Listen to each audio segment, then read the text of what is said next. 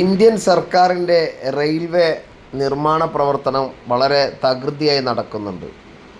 ജനങ്ങളുടെ നികുതി പണം കൊണ്ട് നടത്തുന്ന നിർമ്മാണമാണെങ്കിൽ നിലവാരം ജനങ്ങൾക്ക് അറിയാനുള്ള അവകാശമുണ്ട്.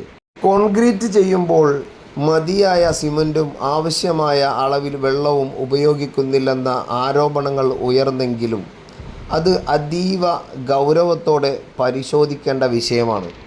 ഇങ്ങനെ നിർമ്മിക്കുന്ന നിർമ്മാണ പ്രവർത്തനങ്ങൾ നടത്തിയാൽ ഈ കെട്ടിടങ്ങളോ റോഡോ എത്ര നാൾ നിലനിൽക്കും? കുറച്ച് വർഷങ്ങൾക്കകം പൊളിഞ്ഞ് വീണ്ടും കോടികൾ ചെലവഴിച്ച് പുനർനിർമ്മിക്കേണ്ട ഒരവസ്ഥയിൽ വരും. നഷ്ടം ആർക്കാണ്? ജനങ്ങളുടെ നികുതി പണം കൊണ്ട് നിർമ്മിക്കുന്ന ഈ പ്രവർത്തനങ്ങൾക്ക് സുതാര്യത വളരെ കുറവാണ്. കരാറുകാർക്ക് പണമാണ് വേണ്ടത്. മന്ത്രിമാർക്കും MLA-മാർക്കും കമ്മീഷനാണ് വേണ്ടത്. ജനപ്രതിനിധികൾ ഈ വിഷയത്തിൽ ഉത്തരവാദിത്ത നിർവഹണത്തിൽ വീഴ്ച വരുത്തുന്ന ഒരവസ്ഥയാണ് ഇന്ത്യയിൽ കണ്ടുകൊണ്ടുവരുന്നത്.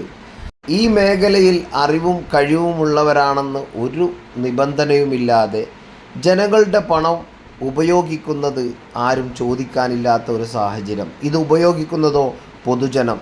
ഇതിൽ നിന്നും അപകടം സംഭവിച്ച് പൊതുജനങ്ങൾ മരിക്കുന്ന ഒരവസ്ഥയിലേക്കാണ് ഇന്ത്യയുടെ നീളം നമുക്ക് കാണാൻ കഴിയുന്നത്.